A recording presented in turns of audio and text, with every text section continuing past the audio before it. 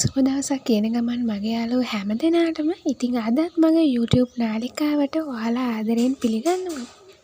ඉතින් යාළුවනේ අපි ඊයේ එපිසෝඩ් එකෙන් දැක්කා ටීෂා කියනවා මේනික ලෑස්තුනේ මගේ කට වහලා ජය ගන්න කියලා.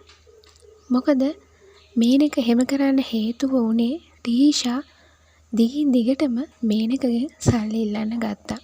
මේනික ඉතින් ටීෂා ලව්වා වැඩක් කරව ගත්තා. ඉතින් ඒකට සල්ලි දුන්නා ටීෂා දිගින් දිගටම මේනිකගෙන් සල්ලි ඉල්ලනවා. මොකද මේ ගැන කියනවා කියලා ඉතින් මේනිකගෙන් සල්ලි ඉල්ලනවා. ඉතින් ඒක නිසා තමා මේනික අශෝකටයි ශාමල්ටයි කියන්නේ ටීෂාව ඉවරයක් කරලා දාන්න කියලා.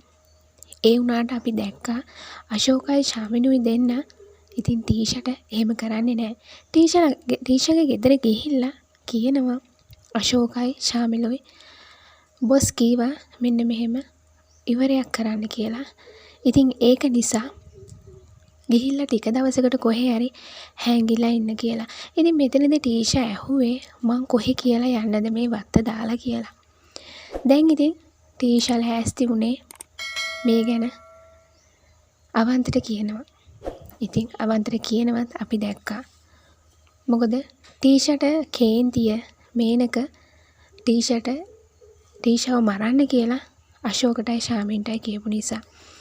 ඉතින් ඒක නිසා තමා ටීෂා අශෝකගෙන් මේනකගෙන් පලිගන්න කියලා හිතේ තියාගෙන ඉතින් මේනකට අශෝක මේ කරපු වැඩේ ගැන තමන්ට පවරපු වැඩේ ගැන තමන් කරපු මේ වැඩේ ගැන ඉතින් අවන්තට මේ හැම විස්තරයක්ම කියන්නේ. දැන් ඉතින් අවන්ත ලෑස්ති වෙන්නේ ටීෂා එක්කරගෙන ඇවිල්ලා ආනන්ද අංකල්ට මේ ගැන කියන්න. ඉතින් අද එපිසෝඩ් එකෙන් අපිට බලා ගන්න පුළුවන් වේවි ආනන්ද ඉතින් අවන්තව හම්බෙලා ටීෂාව හම්බෙලා ටීෂා මේ හැම විස්තරයක්ම ආනන්දට කියනවා. හැබැයි ආනන්ද නම් ලේසියකින් මේක පිළිගන්න එකක් නැහැ. සමහර විට තව ටිකක් හොයලා බලාවි. එහෙම කරලා ඉවර වෙලා ඉතින් ආනන්ද එක තීරණයකට ඒවි.